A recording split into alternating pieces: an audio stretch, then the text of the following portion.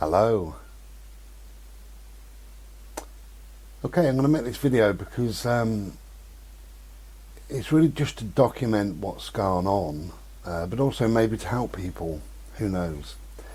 About 2 hours ago now, I had a major panic attack in the hospital.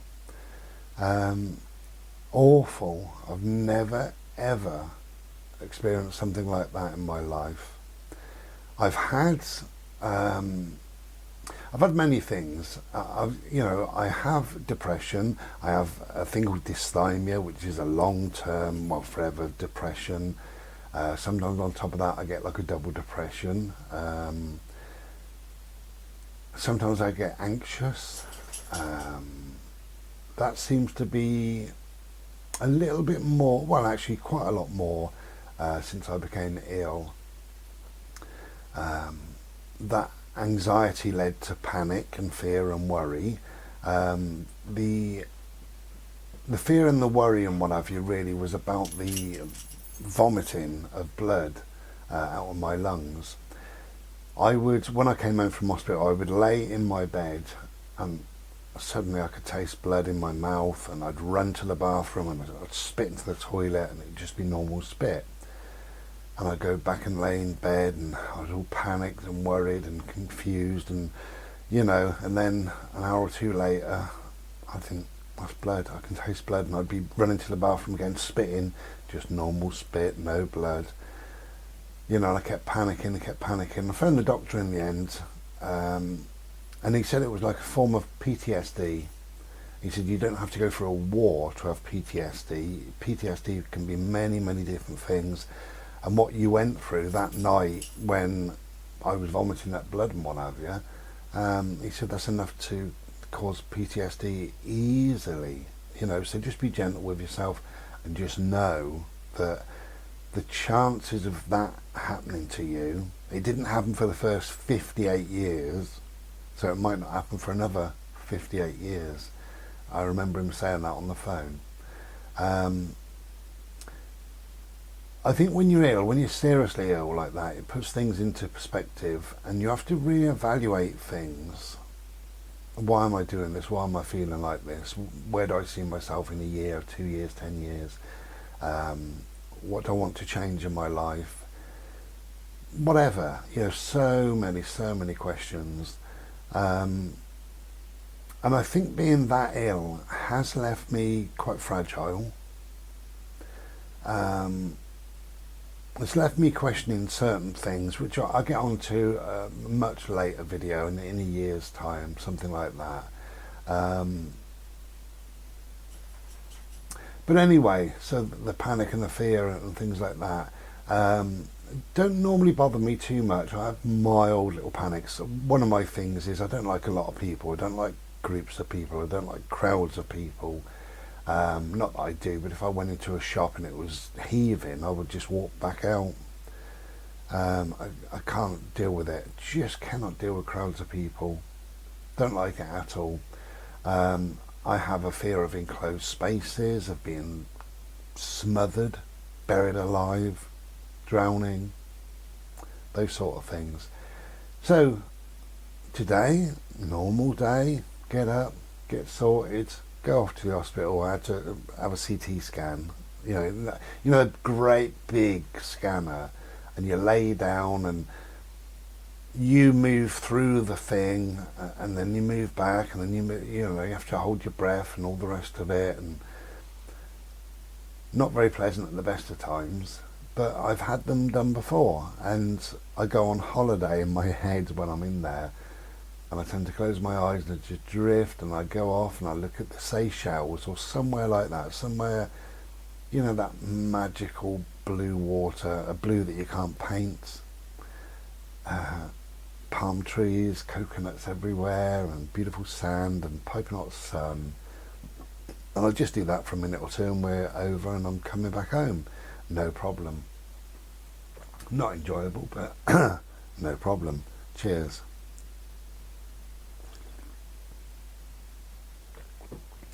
So as I say, just to document this, but also just to, it might help somebody if you do have a major panic attack. So get to the hospital, go into the waiting room. There's a chap waiting. We struck up a conversation. That was nice, telling me about his eyes. He got his eyes done a few years ago. He said they only put some drops in your eyes. They take your lens out and put this plastic lens in. 3 days you can see perfect, So that was nice, and I was really pleased to have a little chat with him. Then they came in, called my name, so I went into the room, took my coat off, and they explained what they was going to do. And I laid down. The pillow was a bit flat, and I said, have you got another pillow? And he said, I haven't. He said, I can double it up. So I lifted up, he doubled up the pillow, and I laid down. I got nice and comfy, and that was fine. I felt absolutely fine. And he said, you've had one of these before? And I said, yeah, 2 or 3. So I kind of know what to expect, And he said, okay. He said, we're just going to put a drip into your arm, and you'll feel this hot fluid go around your system and what have you. We're not going to do the fluid at the moment, but I'm going to do the sharp prick into your arm. And I said, that's fine. Anyway, fiddled around, because I do find problems trying to find a vein. But anyway, found a vein, and pop, he went, that was fine. And he said, okay, we're just going to move you in and out, and then we'll come in and we'll do the hot fluid. I said, yeah. And that was it, no problem. Anyway, they moved me forward, and I can see it now.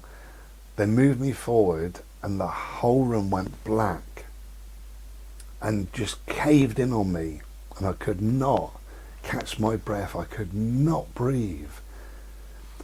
The weight on my chest, my heartbeat was going bang, bang. The weight on my chest, this is all in a nanosecond. And I could not breathe properly, and I was struggling, and I got my arms like that, but above my head. So I'm waving my arms. I said, get me out of here, get me out of here, get me out of here. And they were so quick, they sort of come running in. He said, you all right? I said, get me out of here.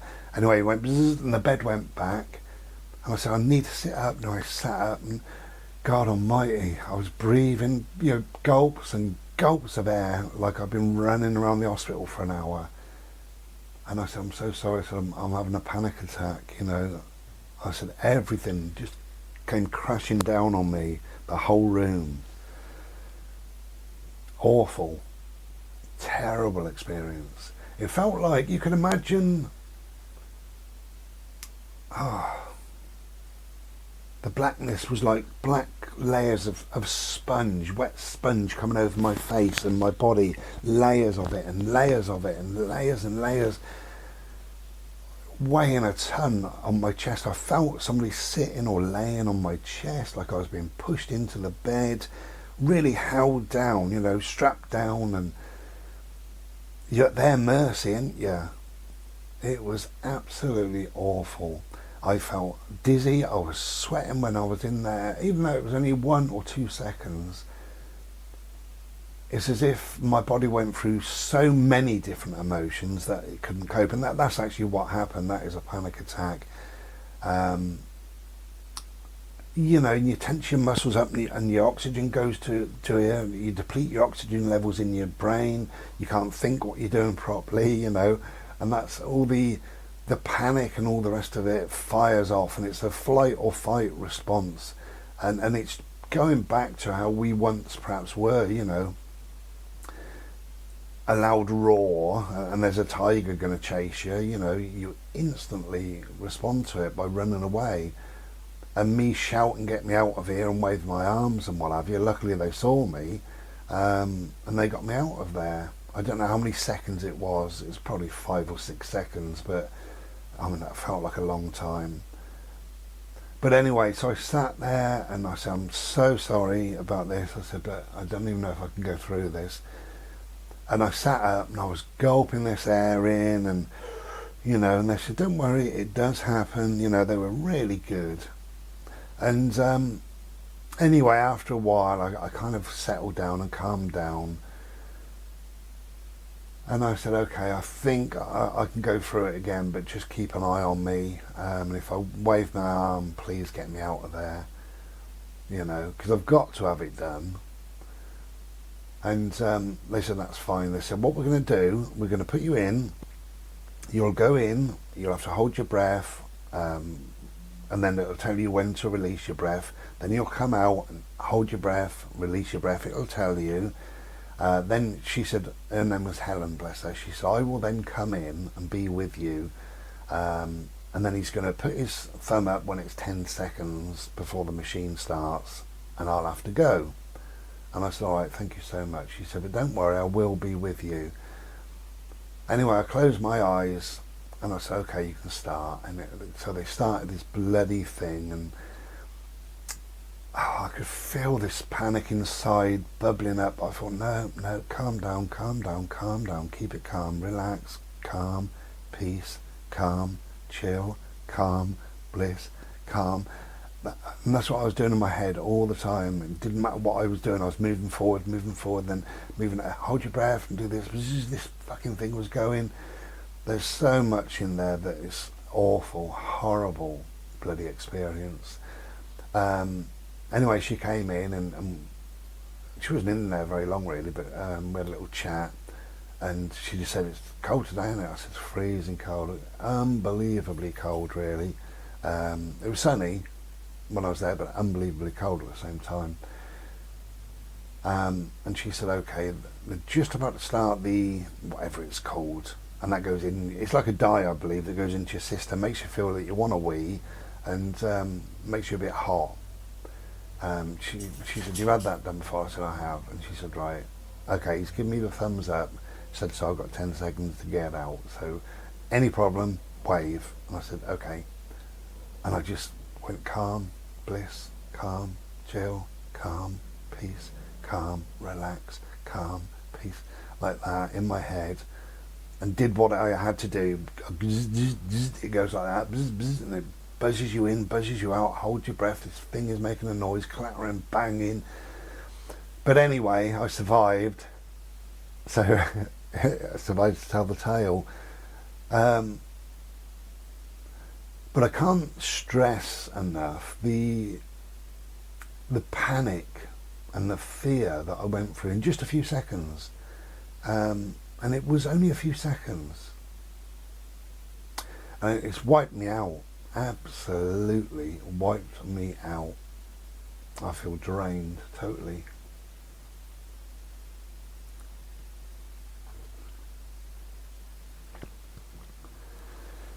But it was like everything at once. It was, I was too hot. I felt like I was going to fall off the bed, where I was so dizzy, disorientated. The blackness just went doof. Everything dropped on me. The weight of the room was on me, on my chest, and I could not breathe. It was like drowning in treacle, oil, thick liquid. It was absolutely horrendous. You know, it's probably funny now that I think back, perhaps, who knows. Don't find it funny at the moment, but it was terrible. It was absolutely awful, and I don't want to go through anything like that again. Sadly, I'll have to, no doubt, because they're still keeping a bit of an eye on me after January's malarkey with my health. But yeah, I mean, if that happens to you, two things really, two little things I've got to say about it is, don't be afraid of it, accept what it is, and it's only panic. Nobody dies of panic. And let people know, shout it out to people, help, whatever, I need out of here, I need to sit up, I need to breathe air. Tell them what you need and do what you need. Your body will tell you what you need, but stop what you're doing, shout help, I need help. If you're in a situation like that, for instance, if it's another different situation, like you're in a shop and it's very crowded and you feel panic, just get out, just dump your trolley, just go home, go for a walk, go and sit in the car, go and stand, breathe some cold fresh air into your lungs. But if you're indoors, if you're in a place like I was, Don't be afraid to say, help, I can't cope, I can't do this. It's quite normal, quite usual. As I say, it's this fight or flight response. You're not in charge of it. It happens to you. Now you've got to deal with it. And you can't just lay there and think, oh well, never mind. Not when you're that panicked, you can't. And mine was like a severe, major panic. Never felt like it before. As I say, I've had panic attacks, little mild ones, and I've had some quite anxious times in my life and what have you, but I've never ever experienced something like that, ever. So yeah, that's number one really is to just shout out, get me out of here, help, stop, help me, whatever you want to shout, whatever you want to do that. Don't put yourself through it, because you can't put yourself through it. So don't be afraid to shout that you need some assistance. That's number one really. Number two, I just said really, I suppose, but that's get out, get out of that environment, and that's physically and mentally. There's things that you can do mentally to take you away from certain things. You can pinch your earlobe, for instance. You can pull hairs on your legs or on your arms or your eyebrows, and that centres yourself. Actually, it brings yourself into yourself in a bit of a panic, because you're not a panic in that way, but you think, hang on, shit, what's going on here? Your brain goes, hang on, what's going on? This hurts. So it starts dealing with that. So it's changing what the panic is into something else. And you can't immediately change the panic into something nice and gentle and pleasant, and lovely. You can't change that. It is what it is, and we have to just go through it and just accept it. And finally, is not to believe that it's going to happen to you every single time, because you can have a fear of the panic then. So if you've panicked, you've been in a busy supermarket and you look around and suddenly it's really busy and bang, this panic comes on, is not to believe that every single time you go shopping you're going to panic, because you won't. You put yourself through it again and again and again. You may never ever in your life have another panic attack. And I have had these scans, all manner of scans and x-rays and different things like that over the years. Never had a problem. I don't like it, I must admit. I don't enjoy it, and I want it over. But I've never experienced a panic attack like that, so severe. So these things are brought to us to teach us things, really, and that taught me that I'm just a human being. I have the flight or fight response, and to use it to shout, help, stop, get me out of here, whatever you want to shout. Don't be afraid to do that, because it's your normal, natural inner core of your being is saying, get this away from me, get this tiger away. So there you go. So I just thought I'd document that and just say what happened really. Now, when you break it down on a psychological level, there's often no rhyme or reason for these sort of things. Things can just happen, and this just happened to me. It was awful. It's probably one of the worst experiences of my life, to be quite honest with you. But there is no rhyme or reason for it. I had a reasonable sleep last night. I had a nice meal last night. I got no problems really, no worries, everything was fine. I went to the hospital plenty of time. Nice to go into the waiting room, have a little chat with some guy sitting there, that was nice. Went into the CT room, he was a nice guy. The nurse, or whatever she was, called Helen, she was a nice woman. You know, they explained what was happening, everything was fine, and then it was as if the whole world come crashing in on me for whatever reason, you know. But, you know, the second time I went in there, although I was a bit concerned and you know, all the rest of it, I didn't have my panic attack. I didn't have that sort of a panic attack at all. I probably had a mild worry, mild fear, mild...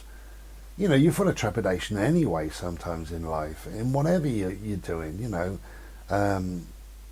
First time you get on an aeroplane, you know, you might sit there and you're fine, you're looking forward to the trip or the journey or the holiday afterwards and all the rest of it, and then suddenly that door shuts and you're sat there. You can't now get out for 5 or 6 hours or whatever it is. You're going to breathe the same air as 200 other people. You can't decide to change the heating up or down. You can't immediately get up for a wander. Can't go and stretch your legs. So there's a lot of worry and fear involved in that can cause a panic attack, you know.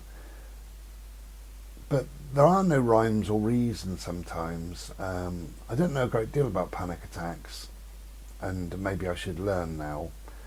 I do know there was a guy called Andrew Marr, I believe his name was Andrew Marr, who had a panic attack on television.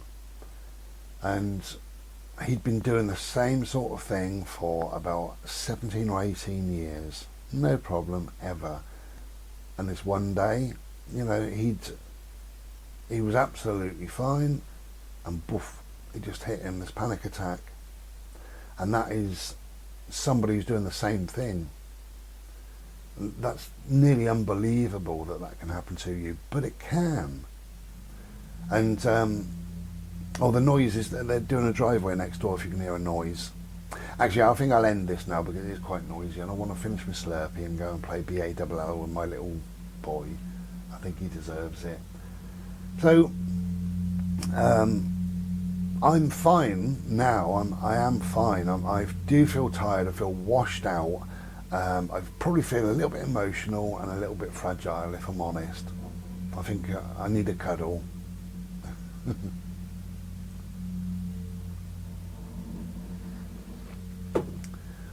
Okay, I hope that might have helped somebody out there. Let me know your experiences in the comments, if you like. Take care then. Be well.